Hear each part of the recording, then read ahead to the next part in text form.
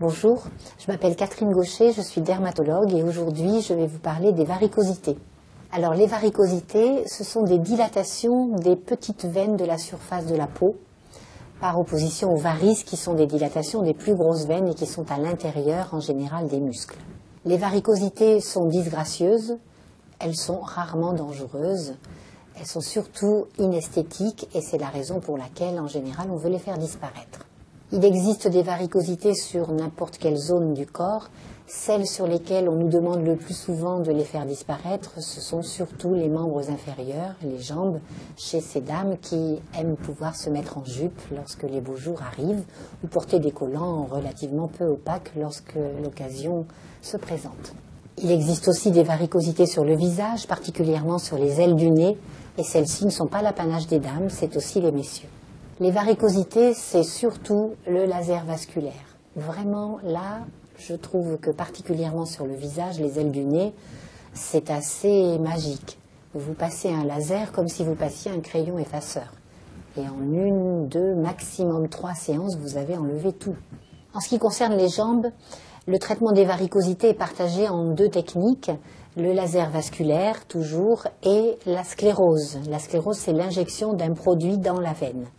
Les 2 techniques se valent sur les jambes. Elles sont à peu près aussi efficaces et à peu près aussi douloureuses l'une que l'autre. Ce n'est pas la même douleur, c'est tout. L'une peut être complémentaire par rapport à l'autre lorsqu'il s'agit de très petits vaisseaux, de très petites varicosités. En effet, lorsque les vaisseaux sont trop petits pour qu'on puisse y mettre une aiguille, le laser sera supérieur. Par contre, lorsque les vaisseaux sont très gros, le laser ne sera pas aussi intéressant que l'aiguille, parce qu'il va falloir faire très mal pour un résultat moyen. Et dans tous les cas, lorsque les veines ou les varicosités sont grosses, lorsqu'il s'agit de veines réticulaires par exemple, quelquefois on est obligé de faire appel à la chirurgie. Dans tous les cas, lorsque la chirurgie est nécessaire, il faut le savoir d'abord, donc il faut faire un Doppler, ce qu'on appelle un examen Doppler, avant d'intervenir sur les veines des jambes. Pour éviter les récidives et pour entretenir le terrain favorable, ou plutôt défavorable, à l'apparition des varicosités, il faut faire de l'exercice physique régulier, mais pas n'importe lequel.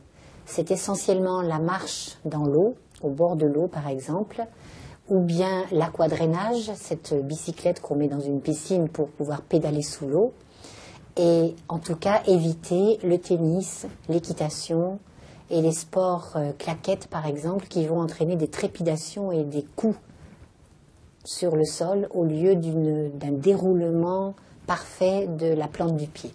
Enfin, nous terminerons par l'utilisation d'un traitement par voie interne qui consiste à stimuler la résistance des parois des capillaires avec essentiellement des plantes, en tout cas des produits qui sont vasculoprotecteurs, qui protègent les vaisseaux.